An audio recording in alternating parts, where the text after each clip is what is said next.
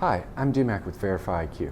VerifyiQ is the premier practice management solution for the modern accounting firm using QuickBooks Online or Xero. Welcome to our setup series. Here we will be discussing your frequently asked questions. In today's video, I would like to show you how to update the test rules within VerifyiQ. Just as a reminder, the test rules are client-specific, so to change an individual client's test rules, you will have to go into the individual client's account or review at VerifyiQ. So, from the client's page, search for the client's name. Once you have found the client, click into the client. And before we get to the test rules, I just want to mention that the test rules correspond to the tabs here.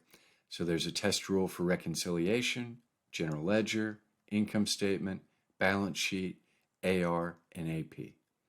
Now, let's go look at the test rules. So come here to the top right and click on Test Rules. Again, the test rules match the tabs, so they're easy to find. Now, the first one is the reconciliation rule, and it's looking for anything that's not reconciled that is more than 5 days old and marking it as a warning, and anything not reconciled more than 30 days old, marking it as an error. Now, a great example I like to use for the reconciliation rules are the bill.com clearing accounts. We have found that most of our clients don't reconcile the clearing accounts.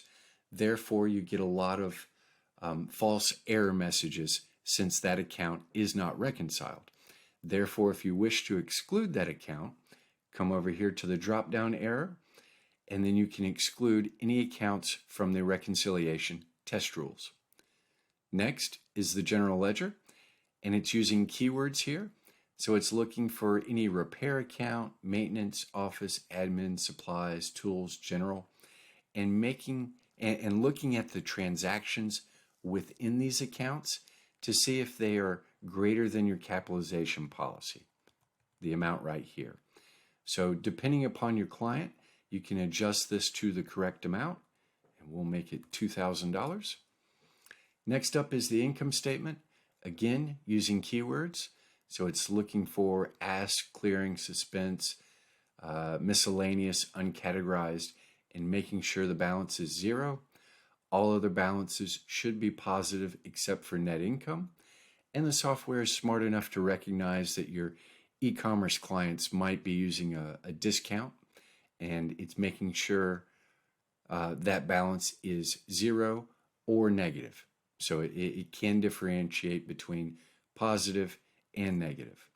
But if you do have any accounts that you need to exclude from the income statement, here's a drop down of all your income statement accounts. And again, all these drop downs are a straight pull from your chart of accounts in either QuickBooks Online or Xero. Next up is the balance sheet. Again, keywords, ask, clearing, suspense, miscellaneous, uncategorized, undeposited. We're trying to make sure that balance is zero. The software is smart enough to recognize that depreciation or amortization balances should be negative. But if you do need to exclude any accounts from the balance sheet, again, chart of accounts is right here, and you can select any ones that you might want to exclude. Next up is accounts receivable and accounts payable, and this is based upon the number of days outstanding. So the default is 30 days, marked with a warning. 45 days is marked with an error, but you can change this to any number of days that you would like. So we'll make this 60 days. And just remember, when you're done adjusting the test rules, to come up here to the top and click Save. Once you have done that, you have updated the test rules. I hope you have enjoyed the video. Please click to subscribe to be notified of any updates. And if you have any questions, please drop them in the comments section down below, and we will do our best to answer them as quickly as possible. Thank you. I'm DMac from VerifyiQ.